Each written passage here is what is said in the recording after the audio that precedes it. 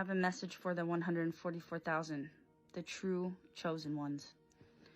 And as a disclaimer, before you come into my comment section talking crazy, this was all revealed to me by the Holy Spirit. If you choose to blaspheme instead of going to our Father first to ask if these words are true and correct, then that is on you.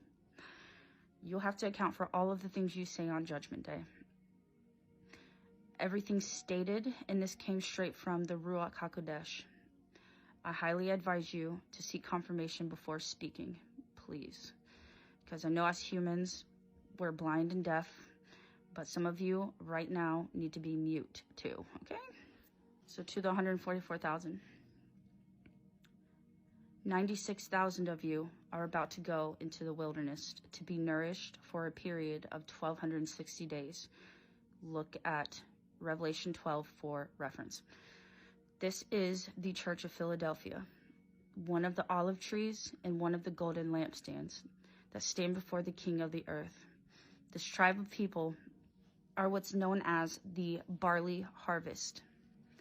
Barley ripens first and therefore can be used on Passover. But when it is harvested, it is the easiest to remove from its chaff by simply tossing it in the air, and the wind easily separates the barley from the chaff. Wheat has to be beaten up a little bit before its chaff is removed. If you want more clarity and this sounds too cryptic, go look into the barley, wheat, and grape harvest.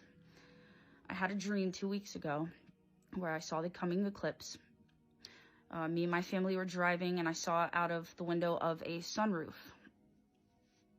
We arrived to a celebration or feast, Passover, and then we left the feast to go get on a flight. A flight to Vegas at that, which Vegas, wilderness, desert. A year ago, I had an angel appeared to me, and he talked to me for a while. He removed the memory of this conversation from me until now. I'm so excited to tell you, by the way. So let me get on with that. I was afraid that I wouldn't remember what this angel was saying, because I believe he told me that he was going to remove the memory. So I was like, well, how am I going to remember this? What do I do? And he said, repeat Passover until you wake up, which I have stated in other videos. I wasn't aware I was even asleep, by the way. I was definitely in the spirit because I was still in my room. So with telling you this, I want to move on to Revelation 6, 5 through 6, which is where we're at in tribulation. It says, when the Lamb opened the third seal, I heard the third living creature say, come. I looked, and there before me was a black horse. Its rider was holding a pair of scales in his hand. Then I heard what sounded like a voice among the four living creatures saying, 2 pounds of wheat for a day's wages and 6 pounds of barley for a day's wages, and do not damage the oil and the wine.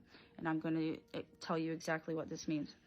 The 6 pounds of barley represents the 6 ripened tribes of Israel that were purchased.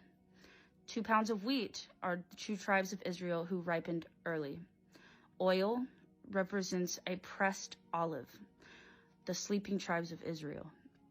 Wine is a pressed grape, which is the wicked reserved for wrath. And now I'm going to tell you about an encounter I had with Jesus, where I was walking with him and he took me into a pawn shop. And I noticed a lady dressed up in her Sunday best. She was decked out in yellow and had like a big yellow church hat. And the owner of the pawn shop, who looked like real sketchy and evil, gangly teeth, they were both whispering very sneakily to each other, and I felt like I shouldn't have been there. And as I was about to ask Jesus, what does this mean? I see a box of rainbow crowns floating from behind the desk out towards me. Then I noticed there were thousands of these crayon boxes that stretched way down, all lined up, in this case, all down in the pawn shop. And ever since I was a kid, I pronounced crayons as crowns. So this is the interpretation of that. The woman in the store was the spirit of religion, the lukewarm, and the pretend church. She was trying to buy her crown, not understanding that the price was already paid. The pawn shop owner represented the world who had ownership over us, but Jesus was ahead of us to purchase us and give us our purpose, which was predestined for him. In Revelation 14:4, I believe, Revelation 14:4, these are those who did not defile themselves with women, for they remained virgins. They follow the Lamb wherever he goes. They were purchased from among mankind and offered as firstfruits to God and the Lamb. No lie was found in their mouths. They are blameless. Women represent false gods and false doctrine. Virgins represent virgin Israel. They only sought Yah and only him. When he died on the cross, do you know that your face flashed before his eyes?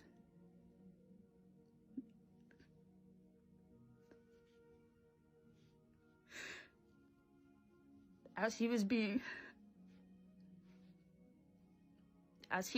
beaten and tortured, it was because of his love for you, regardless of what you've done in this life. And because of your long suffering, although you probably handled it not so well at times, he decided to purchase you from among men and give you a crown and make you kings and queens with him, all because of the great faith you showed throughout your lives, and because you stayed true to him. Your whole lives have been a test. We did not know when tribulation would begin, but we eagerly searched, and we desired to understand his prophecy, so that when he did return, we would not be caught sleeping or with our lamps not lit.